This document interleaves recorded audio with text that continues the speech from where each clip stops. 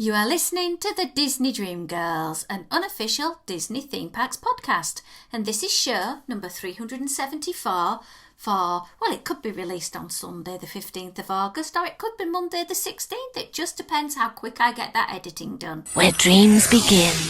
Well, hello and welcome to this week's Disney Dream Girls podcast. My name is Michelle Young, and together with my jolly good chum Jayne Phipps, we are your guides to the place where dreams begin. Hello there, Jayne.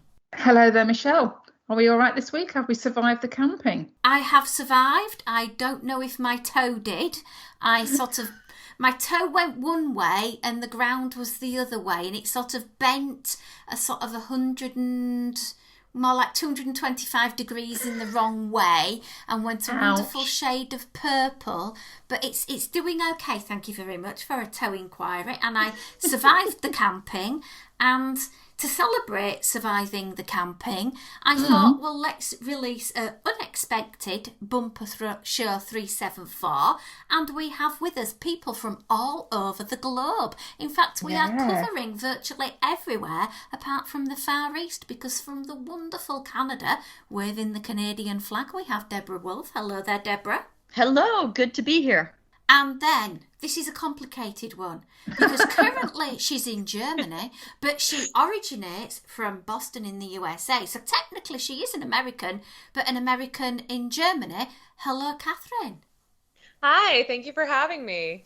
We have a quartet of Disney Dream Girls for your listening pleasure this week, and we are going to do a little bit of a different take on the show, and I hope you really enjoy it. I'm going to start, as I normally do, with On This Day in Disney History, but I'm going to do it as a bit of a guessing game for the three of you.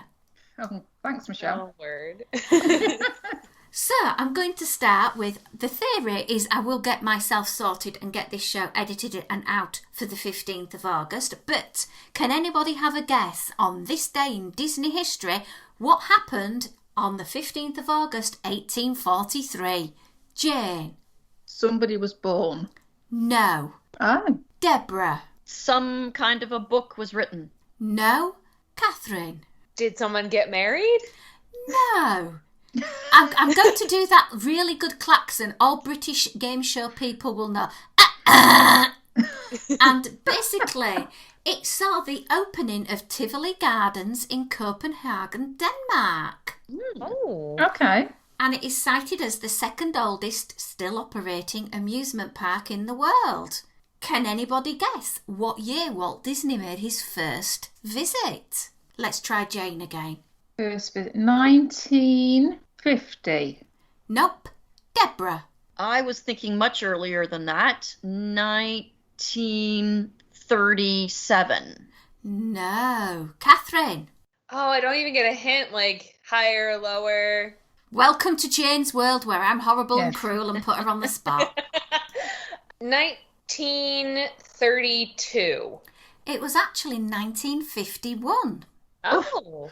I was not far off He was then. close. Yeah, and it's reported that Walt found the park to be clean and orderly, something that impressed him, and it was filled with beautiful flower beds and attractions for the family. And over the years, he made many trips. And on the website, DisneyDreamGirls.com, a little bit of a plug there, there's a little picture of a Little Mermaid figure that was donated to Walt Disney during his visit in 1964. Oh. So he made quite a few trips, and many people cite that Tivoli Gardens was an inspiration, along with the carousel over at Griffith's Park, for his dream of Disneyland, because if he visited in 51, well, 4 years later, Disneyland opened.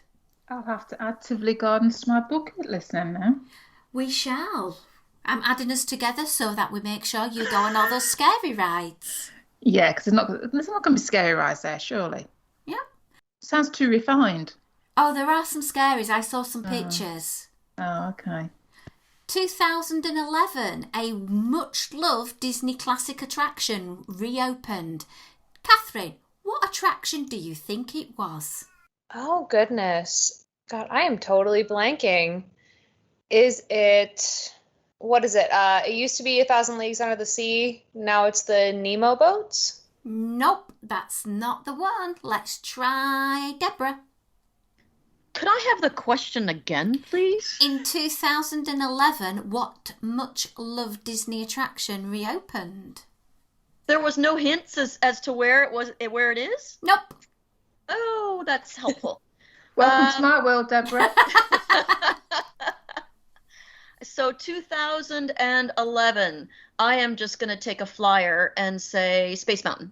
Nope. Jayne.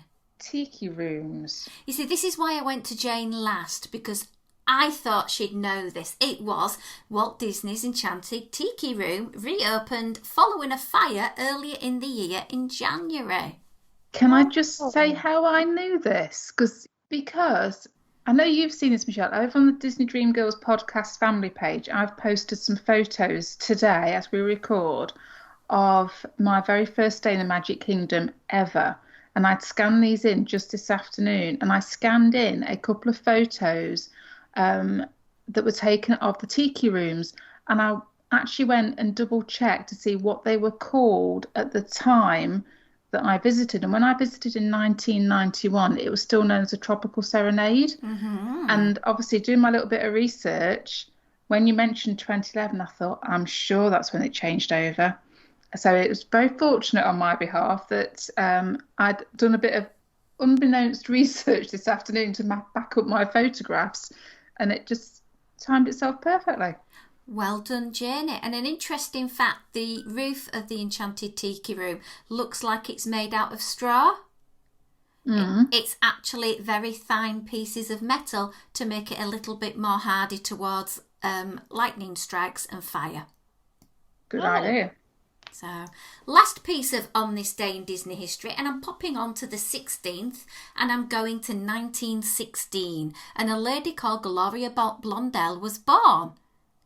What Disney character did she go on to voice? And I'm going to go to Deborah first. I'm just going to say Maleficent. You're wrong, but a good guess. Going to pass the mantle now over to Kathryn. Oh, I am not doing myself proud on these. The original Cruella de Vil. Incorrect. Going to pass on now to Jayne. Oh, no idea, really. Aurora? Nope. She was one of the many people who voiced Daisy Duck. Oh. Anybody for a bonus point know who was the original voice of Daisy Duck? Walt Disney. Good guess. Clarence Nash, and he's been the voice of Donald Duck for umpteen years, and he was one of the voices of him. And Gloria took over because they wanted a bit more of a feminine edge, and her first role was in the 1945 film Donald's Crime. Oh. That's basically On This Week in Disney History, done a little bit different. We normally have a bit of a quiz on a Sunday afternoon, so I thought I'd keep the quiz vibe going with everybody. And I am frequently told off for making the questions far too hard, so I need to remind myself to, try and make them a bit easier. So At least you're consistent. I am consistent to challenge people, but it is expanding everybody's knowledge base on Disney at the same time. I hope. True. I pray. Yeah, you keep telling yourself that, love. Yeah, I keep trying. Right, well, we've got a collection of things we were going to talk about this week. And, you know, over the last few weeks, so many things have happened. And I haven't really scheduled these in, but I just thought quick fire round to see what people think. So the Galactic Star Cruiser announced its $4,809 for 2 adult 2-night price cruises. Anyone booking? Deborah? I'm intrigued by it. I like Star Wars. I am not a crazy, deeply knowledgeable fan. But if I could find some other adults to split the room, I would be all in. I'm not going to go and do it by myself, though. Okay. What about you, Kathryn? So luckily, I come with my other adult built in. The reason I am the Disney and Star Wars nerd I am today is because my mother is a Disney and Star Wars nerd. And she texted me the second it was released and said, I don't care. We're going. So, Deborah, you can come with us. It'll be fun. I'll take the bunk bed. Perfect. Let's go. Girls trip. We'll be living vicariously by you guys. Okay, Jayne. Oh, I'd love to. That price ticket is so high. Yeah, because when you look at the actual itineraries that they've got, you're only there for, it's kind of a almost 2 days tops, because you don't get there till like 1 o'clock in the afternoon and you're out by 10 o'clock the day after you've been there. And I think I need to see a little bit more yet, see how it's actually going to pan out and how immersive your experience is going to be when you get into Batu and stuff. So I think I might reserve judgment a little bit. I'll let the other ladies go first, and then I'll decide what I'm going to do. Well, I've decided, don't tell the other two. I'm going to go on a crash diet, get down to weighing about 1.5 stone, and I'm going to sneak into Kathryn's backpack and she won't know I'm there. I'll be like a little sort of mini Yoda, but not as green. Just say it's like the training scene. Michelle in a backpack, yeah. Yeah, I think it might be one of those ones, though. If you've got a good group of you going, so obviously the more that you've got going, the better the price is going to get. Like anything where it's based on a room occupancy. I think the only scary thing from my point of view is these are starting prices. So if you're kind of forced to go in a particular time of year, I'm just wondering where those prices are going to go to. Yeah, true. Christmas, you'll be selling a kidney. Yeah. Well, we'll see, because there's going to be the Bloggerati on the first week, and we'll see what happens with them, see how Disney pitch it, and take it from there. I must say, from a British person's point of view, where quite a lot of British people are known for their stiff upper lip and their inability to role play, it'll be quite interesting seeing how some Brits would adapt. And I imagine some very hyper fanatical Star Wars fans would throw away the fact that the British and just go all hog 100% into this. So it will be, I think it'll end up being something that'll go very, very well for your hyper fans. But I don't see it having lots of re-rideability, i.e. you go every year and do it. It's maybe a one and done thing. Yeah, it's going to be interesting. I think it's that case of seeing how they're actually going to spin it out and keep you occupied, and how immersive it's going to be, and whether they let you dress up in costume, etc. Because I think, like Kathryn said, it could be for those hyper fans out there, it's going to be we're doing it regardless. Yeah. So I think if you're going to do it regardless, I think you're going to want to get best bang for your buck, and it'd be quite cool if, I've got an Imperial officer's uniform, I could go and stomp around in me black jack-high boots and, give a few orders. That'd be all right, wouldn't it? I mean, I think they'd be fine with that, but I think the only thing they'd probably have a problem with then is the timeline, because it's supposed to be during the time of the First Order, right? I know. Yeah, this is going to be an issue, isn't it? It's like going in there and recognizing, do you understand your Star Wars canon? Do you understand where it sits in the grand scheme? We could have a whole conversation about this, Kathryn, couldn't we? We better shut up, really. Oh, we would hijack this episode so quickly.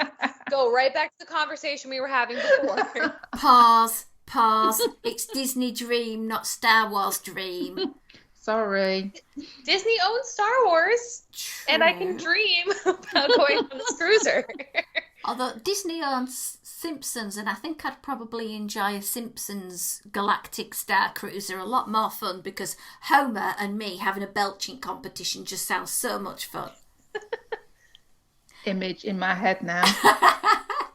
Okay, let's move on. And quickly. I said at the beginning of the show we were going to present a range of topics, and one of the things that was announced this week was the upcoming Christmas parties. As you've all seen, it is August, it's 9 billion degrees in Orlando, and they're having Halloween. So obviously they're going to announce everything Christmassy in August. So Kathryn has got some details to present and astound us. Okay, well, first of all, it starts in November 8th, which I tend to be one of those people who's like, I don't want to celebrate Christmas until after Thanksgiving has happened. But, again, like you said, Michelle, they've already started doing October stuff. It's August 15th. Okay, fine. We're suspending our disbelief for a minute here. Mm-hmm. So it starts at 9 p.m. and goes till 1 a.m. So it's 4 hours, but you can get in at 7. So you don't need a park ticket for the day. Mm-hmm. You can have your party pass or your party ticket, and you can get in starting at 7, which brings it up to 6 hours, which I would definitely suggest. there's going to be a parade, there's going to be 2 fireworks shows, a dance party, and most importantly, free snacks. But the problem that I have with this, so full confession, I've never been to one of the after hours parties. I've heard that they're fun and I've heard that they're good, but I was doing like a cost rundown, and admission to the party is $168 to $249 depending on when you want to go, and that's not including tax, and so that's for 6 hours. Park admission on a regular day for an adult ranges from $109 to $159. So if you bought a park admission ticket for that day, you'd have roughly 12 hours where you could be in the park, so it's $13.25 an hour, versus 6 hours for the party, which runs about $28 to $33 an hour. So you need to get $14 to $20 worth of extra fun in during that party. So like I said, there's a special parade, special fireworks shows, dance party, and snacks. But my question would be, do you think you can get that extra $20 worth of additional fun? It's a difficult one, isn't it? Because if you look back at what they've charged for Mickey's Very Merry, and I was very fortunate now looking back in 2004 to attend a Mickey's Very Merry Christmas party. And I was reading about this, or seeing actually a YouTube video this morning, and Simon said to me, how much did we pay for when we went on it? I went, well, it was quite a while ago now. I don't think it was more than $49, $59 person, something like that. And I think that's the thing, when you look back at the cost of the Christmas party, which was a much longer event, compared to the cost that they're touting for this event, it is a bit of a big jump up, because it kind of, for the most expensive dates, it's a lot of money for 4 hours, basically. Yeah. Can I just say, you can have 21 tickets for this event for the same price of going on the Star Cruiser. Just saying. Just saying. So do I want to take 21 people with me to a Christmas party, or do I want to go to space? Yeah. Well, we know what the answer's going to be there then, Kathryn, don't we? Yeah. I've done an after hours event. I've done the Villains after hours event. I've done a Christmas party, and I've done the Halloween party. And I have to say that the Christmas party and the Halloween party in the pre-pandemic times were amazing. Both of them were amazing, but they weren't focused on ride all the rides. Mm-hmm. The after hours event, again, was also amazing. To be almost alone in the park at 1 a.m. Was incredible, and being able to do Splash Mountain by ourselves. I mean, it was just an amazing experience. The thing I enjoyed the least was the Villains after hours event, because it was more expensive. The rides were all there. There were, relatively small number of people, but still crowds in places. And we stood around waiting too much for the entertainment. So it was kind of the worst of both worlds. When I look at what's planned for this, I think the Christmas party, the after hours Christmas event, looks to me to have more on offer than the Halloween after hours event. But because it's got an actual parade, it's got an actual fireworks. But I would worry that they would start to let too many people in for it to be a true after hours event atmosphere. Some of the criticisms are around lack of character meet and greets as well. That's not really important to me, but I don't know that I would be interested in spending that much money for that experience. I would rather have a pure after-hours event, but then I'm somebody who would rather just be going on the different attractions rather than standing around waiting to see a show. Yeah. I've done the Halloween party before, and I've done a pure after-hours event as well. And one thing that I was reading about this event that sold me purely on that basis was linked to a memory at Disneyland, just a normal evening, and snow fell on Main Street, and it smelt of gingerbread, and that to me was everything back then. Imagine now not being in a park for nearly 2 years and having that snowfall, and it says there will be snowfall, and it says it will be magical. For me, it's like what Kathryn said with the Star Cruiser. I don't care the price, I'm doing it, because that to me is a big hug the 2 fireworks shows, sold. The fact that I can go up and try every ice cream novelty on the menu, popcorn, seasonal treats and bottled beverages, there will be a backpack going home with this lady, I tell you. I will make sure I get my money's worth, and if I could, I would be going to it, because I know it's quite expensive and I've normally been quite critical of these prices, but for heaven's sake, I've had no Disney apart from the Disney Store or YouTube or Disney Meets and Chats with Friends since December 2019, and I know I'm incredibly blessed that I had that experience then. And I know, you know, Jayne, she's not been to Walt Disney World for like centuries at this stage. I just feel for me at this present moment in time, I would just bite the hand off and say, sorry Disney, here, have my wallet, I don't care, I want to have that snowfall, I want to have that magical Christmas moment. I suppose the cynic in me kind of says, is this what Disney's relying on, the fact that people haven't had these experiences, so therefore are going to pay out for something? And obviously Disney, I mean, I know they've announced this week that I think the company that is actually in profit is the parks, not the international parks, but the domestic parks are actually in profit again following all the last 18 months or so.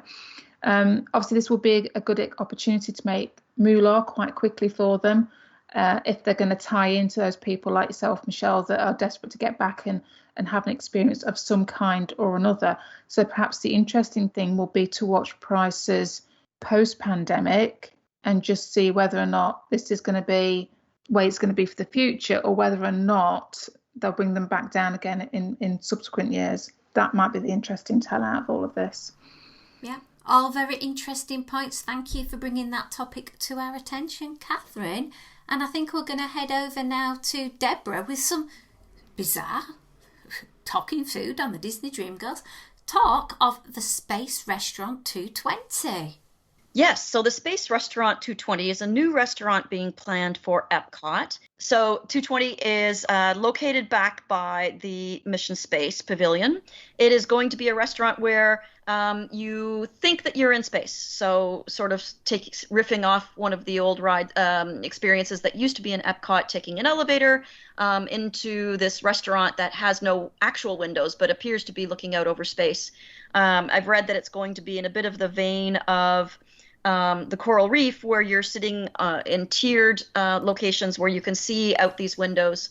They're predicting that it will be a 2-course prefix menu for lunch and a 3-course prefix menu for dinner, and there will also be a breakfast, which I think is sorely needed in Epcot. There is really only one sit-down breakfast there, Garden Grill, right now. It'd be nice to have a second option. No word yet on details on the menu, no word yet on the price, but it looks like it'll be probably a little bit more expensive than some of the other restaurants. And it has a really, really neat concept. It's not a Disney-run restaurant. It's from the Patina Group, but I'm excited about it. I'm looking forward to going there and having that experience of being in space. It's not themed at this point to any of the IP, but just has that general space theme. I must admit, if you've ever ridden Mission Space, it's got that sort of vibe, because on the Tamer attraction, you do get to see the world from above, don't you? And it looks like they've stuck in a load of neon that sort of tronifies it, if you like, without any other word.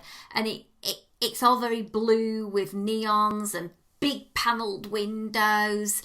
The thing that caught me was the phrase upscale contemporary fare, with unique beverages from fine wine to atmospheric cocktails.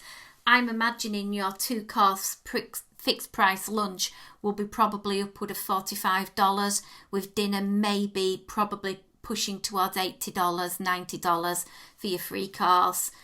And I imagine people are welcoming the opportunity to have something completely different, completely immersive on their holidays, because, you know, at the end of the day, people don't go to the sci-fi drive-in for the food. They go for the atmosphere, because you can't get that anywhere else.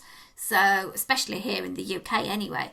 So I think it's a really good plot that they've got. It just seems to have been going on forever to open. What do you think, Kathryn? I am of two minds about it, because on the one hand, I think it's going to be really cool conceptually, and I like the idea. I mean, Disney does immersive like no other, although, again, it's a little concerning that it's not actually run by Disney.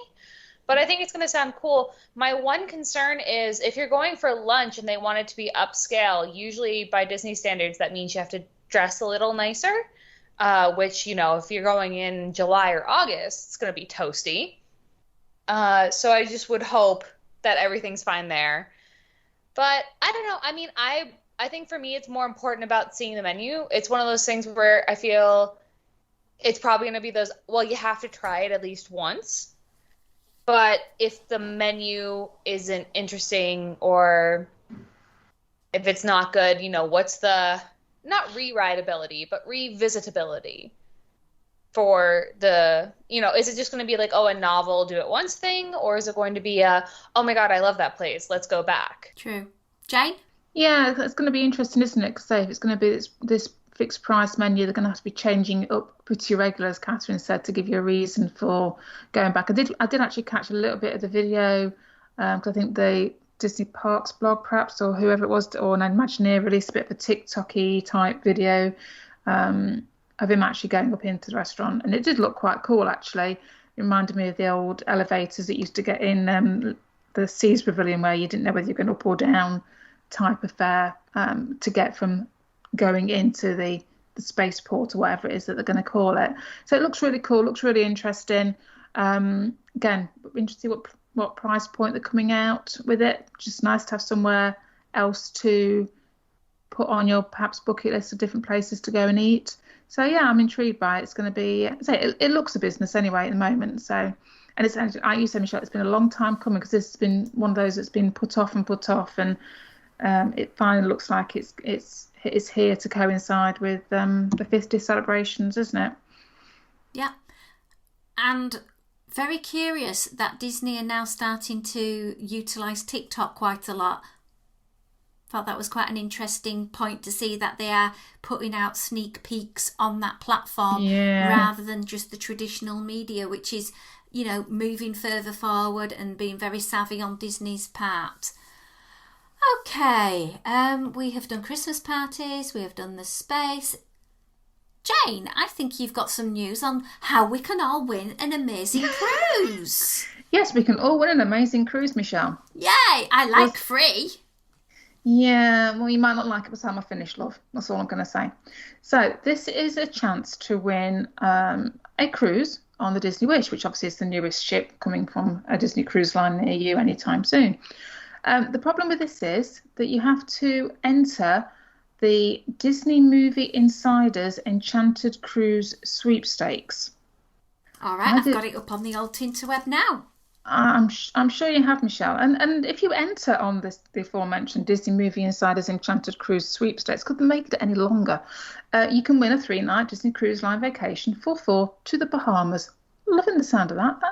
That's great. Shall we all go, the 4 of us?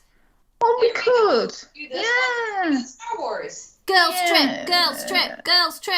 Don't get too excited, because there's no purchase necessary. Can I just read the T's and C's? No purchase necessary.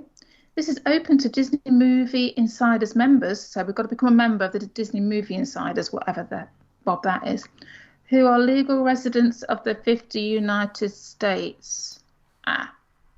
Okay. So, legally speaking. Yeah, Kathryn might be the only one actually out of us able to actually enter this. This is going to be the problem, isn't it? Yet again, there's a fantastic Santa competition, but unless you live in the US, you can't enter it. Boo. Yeah. Because, I mean, it would be cool, and obviously it's nice for them to promote the new ship, and, you know, they're obviously wanting to get people's interest sparked again in cruising, because obviously it's been off the cards for such a long time, and we've all seen the videos, the Disney Wish, and it does look amazing. But unfortunately, 3 out of the 4 of us can't enter the competition. It just makes me really, really mad that I can pay all my money out and have a cruise on this ship, but I can't win a competition. Oh, yeah, so it's like, we'll take your money when it suits us, but we won't let you join in the fun when it doesn't. But all our lovely American friends who live in one of those places that are eligible, you can have up to 100 entries, so fill your boots, guys. I think I'll be hitting repeat button a few times, and if I have up to 100. So there's one grand prize, which is the cruise. And then there are 10 runner-up prizes, which are a bit naff. You're getting a Disney Cruise Line themed gift package. Oh, yay! Nice. Didn't get the cruise, which was worth nearly $9,000. Oof. But you might get a bag with a few goodies in it. Yeah. And it says the total average prize pot is worth $9,850. So when you think about it, it's not going to cost them that much because it's like a free advert for them anyway, isn't it? Oh, yeah, of course it is. I mean, we're sitting here talking about it right now. Yeah. So I think we should be allowed our 100 entries without having to live in America. Exactly. I mean, we're promoters, we're marketers. Yeah. Influencers. Is that the word that they use on that their Tinterwebs? We're influencers. We're going to have to get on TikTok, Michelle, aren't we? Well, I do have a TikTok account, Jane, but I've only got one follower, so I'm really sad. And I don't really get the whole tiki-toki thing. I'll maybe ask a 9-year-old to explain it to me. I think my phone keeps logging me out, so I get confused. Yeah, so we've all decided we're wanting to have a Disney cruise on the Disney Wish. I think if I remember rightly, Deborah, you have one booked. I have a cruise booked on Royal Caribbean, not on Disney, on a Disney ship. But I don't know that I'm going to be able to take it because of the differing perspectives of which vaccines are appropriate to use and mix in Canada versus in the U.S. So I have it booked. And I haven't yet made a decision. Well, and our border's closed as well. So it just goes along the theme of 2020, 2021. Don't hold your breath because you never know if it's actually going to happen or not. True. You don't expect anything to happen till you're actually doing it. That's right. Unless it's a camping trip and then you probably wish you weren't doing it. Okay, so final topic is there's been a bit of a rumour on our good friend WDW News Today's website. Main Street Electrical Parade and a Christmas Fantasy Parade is returning to the Disneyland Resort. Now, I actually thought that Main Street Electrical had been scrapped and sold off, but hey-ho, I'm obviously not up to date on that. But obviously Christmas Fantasy Parade is an amazing Christmas parade. I love it to bits. It's got everything you want from a Christmas parade. Just the idea of having a parade would be fantastic. But there's no mention there of Paint the Night.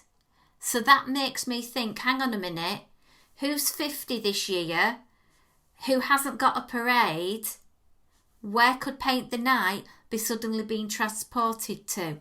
Anyone on the same wavelength as me? What do you think, Deborah? I would.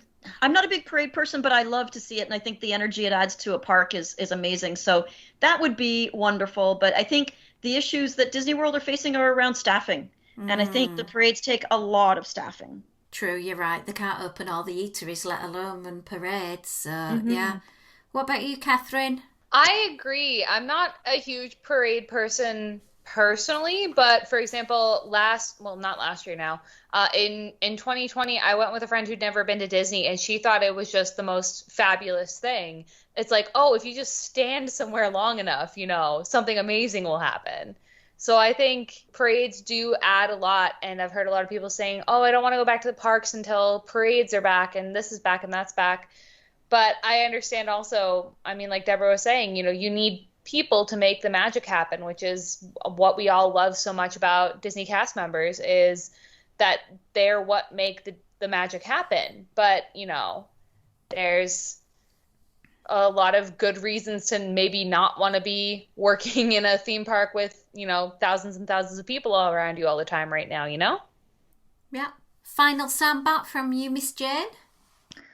Yeah, I agree with you, Michelle. I think it's probably edging towards a special parade heading towards Disney World. It would seem right. It's been talked about back and forth over many years. I love the Main Street. Like, I am a parade person. I do love the parades. I'm not like one that's going to see it every night I'm there or anything, but I'll always make sure that I'll get whatever parades are happening in at least once during a stay. Big soft spot for the Main Street Electrical Parade. as it was the first one that I ever saw when we visited originally. So that's got a little bit of a soft spot in my heart.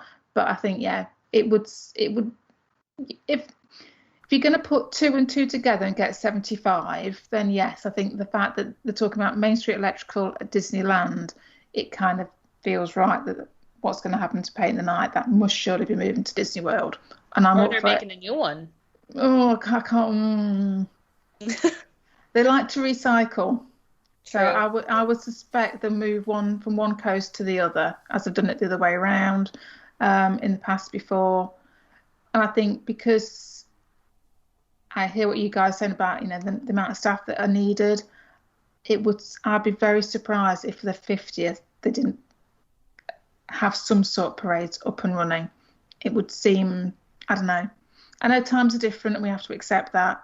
But I think as the parks are staying, what would appear to be staying open, and listening to stuff this week, it was talking about they're almost at capacity or getting there, particularly in Disney World. That says to me they're going to have the staff on site. And yes, I agree, people may not want to work in a very busy environment, but if it's a job, isn't it, for some people, unfortunately. So yeah, interesting times, but I agree with you, Michelle. I think that would make a lot of common sense. Well, we shall wait and see. Well, we have had a lot of fun this week doing this, a little bit of a different take on the Disney Dreamgirls podcast. Deborah, would you like to say a final goodbye and shout out to any social media channels of your choice? Well, it was great talking with you ladies and exploring these various subjects. I am not going to put out any kind of social media because I don't really do that, except the Disney Dreamgirls family page, which is a lot of fun and really enjoyable to connect with people from all around the world. Oh, bless ya. Bless ya. What about you, Kathryn? I'm actually along the same lines as Deborah. If you want to find me, I'm on the Disney Dreamgirls family page. Perfect. Janie, give yourself a little bit of a shout out for your bloggeroonie. Yeah, I've got my own blog, which is jp2mk.co.uk, and you can find me on Instagram at Disney Jayne and Twitter at the same as well. Our links are, as always, at DisDreamGirls on Twitter and Instagram, and you can find our website with some show notes, disneydreamgirls.com. We would very much appreciate you popping on over and leaving us a review on whatever listening platform you listen, because it helps other Disney fans find our show. But before we go and say a final goodbye, Deborah has got a little bit she wants to talk to us about Run Disney. Okay, folks, get your costumes ready because the Run Disney races are back on. Whoop, whoop. Yay! After very many races having been purchased and canceled, they've brought back the Run Disney races in Disney World, not in the other parks yet at this point. So Wine and Dine is on for November. Race weekend in January is on with the 5K, the 10K, the half marathon, and the full marathon. And Princess Race weekend in February is on, and it will go on sale soon. And then they've replaced Star Wars in April with a spring fling, I think is what I keep calling it, the springy thingy, at the end of March. And so I'm registered for the Dopey, which is the 5, 10, half, and full in January. I'm not yet convinced that I will be allowed across the border to go and run these crazy races in my crazy costumes, but I am training as if I'm going to do it, and I am very much looking forward to it. Awesome. I really hope for all those runners out there that this actually comes and happens, and that all of the barriers to prevent people participating are removed and we get our normal life back. Thank you for that very much, Deborah. I really do appreciate it, and we really do love seeing the fantastic outfits and the effort you put into the races, because it does definitely brings a bit of cheer to our hearts over here in the UK, particularly who are not able to travel for like forever. Before we go, I want to give a bit of a shout out to our friends over at Diz Down Under. If you haven't heard their take on Disney from the Australian perspective, pop by listening to Kat and Lewis. It's always lots of fun to hear them talk Disney. Anyway, I'm going to say a little bit of a goodbye from me, and we'll be back whenever we can be. So it's a goodbye from me. And goodbye from me. Kathryn? Bye. And goodbye from me.